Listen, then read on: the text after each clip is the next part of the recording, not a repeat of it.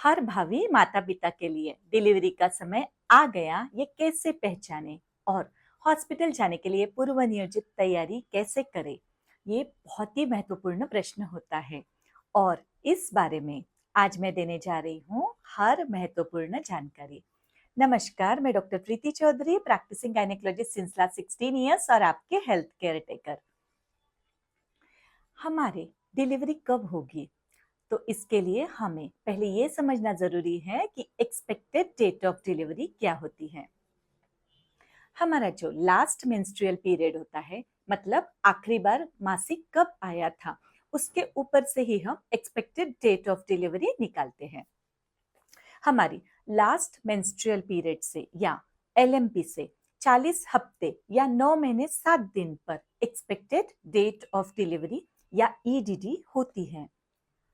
तो क्या इसी दिन हर किसी की डिलीवरी हो जाती है? जी नहीं। सामान्यतः इस डेट के एक सप्ताह पहले या एक सप्ताह बाद तक डिलीवरी हो जानी चाहिए। अगर इस डेट से पहले ही लेबर पेन शुरू हो जाते हैं तो हमें हॉस्पिटल जाना जरूरी है। और अगर इस डेट पर कोई दर्द नहीं होता तो भी हमें हॉस्पिटल जाना जरूरी है। वैसे भी 90 महीने में हमारे डॉक्टर्स हर सप्ताह हमें चेकअप्स के लिए बुलाते हैं और सही मार्गदर्शन भी करते हैं। तो डिलीवरी कब होगी, इस विषय में कुछ संकेत है जो अभी हम जानेंगे। इसमें सबसे पहला संकेत है लेबर पेन्स। डिलीवरी का दर्द या लेबर पेन्स यूट्रस के कॉन्ट्रैक्शंस के साथ महसूस होता है। ये जो दर्द होता है ये और किसी दर्द से बिल्कुल ही अलग होता है, क्योंकि ये दर्द इंटरमिटेंट होता है, रुक रुक के आता है, एक समान नहीं रहता। ये दर्द पीठ के हिस्से से शुरू होता है और पेट से होकर थाइस तक भी जाता है। पहले कुछ घंटों में ये दर्द हल्का मीठा मीठा होता है और फिर धीरे धीरे ये दर्द बढ़ने लगता है और दो दर्द के बीच का जो अंतर होता है वो भी कम कम होने लगता है।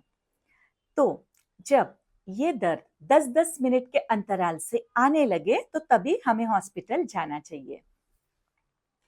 प्रेगनेंसी के 8वें या 9वें महीने में कई बार हल्के लेबर पेन्स आते हैं और वो अपने आप ठीक भी हो जाते हैं।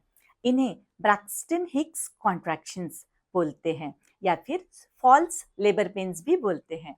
तो हमें एक्चुअल जो लेबर पेन्स है या फिर ट्रू लेबर पेन्स होते हैं उनको ब्रैक्सटन हिक्स कॉन्ट्रैक्शंस से डिफरेंशिएट करना आना चाहिए। अभी हमने डिलीवरी के दर्द के बारे में जानी हर जरूरी बात, जो कि पहला संकेत होता है हॉस्पिटल जाने का डिलीवरी के लिए। और दूसरा संकेत है पानी का टूटना। अगर अचानक से पानी टूट जाए, जिसे वाटर ब्रेक या रप्चर ऑफ मेम्ब्रेन्स या पर वजाइनल लीकिंग बोलते हैं, तो इस समय आपको तुरंत हॉस्पिटल जाना है, क्योंकि पानी टूटने के बाद माँ और बच्चा दोनों को भी संक्रमण का खतरा बढ़ जाता है।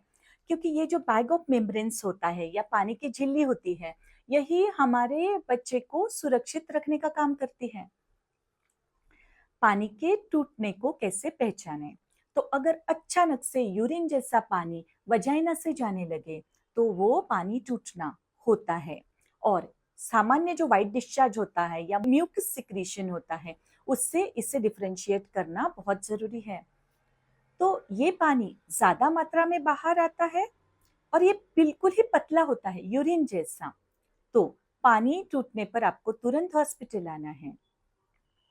फिर तीसरा संकेत है रक्तस्राव। यदि आपको योनि से रक्तस्राव हो रहा है तो तुरंत आपको हॉस्पिटल आना है। स्पॉटिंग या ब्लीडिंग कुछ भी बच्चे को और आपको नुकसान कर सकता है। चौथा संकेत है बच्चे की गतिविधि में बदलाव होना। बच्चे की हलचल कम महसूस होना।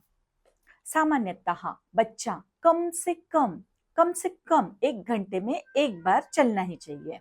मतलब एक दिन भर में 10 से 12 बार हमारा बच्चा चलना चाहिए। और अगर 2 घंटे तक आपको बच्चे की हलचल नहीं महसूस होती है तो आपको कुछ खाकर फिर बच्चे की हलचल पर ध्यान देना है, या फिर आपको एक करवट पर सोकर बच्चे की हलचल पर ध्यान देना है।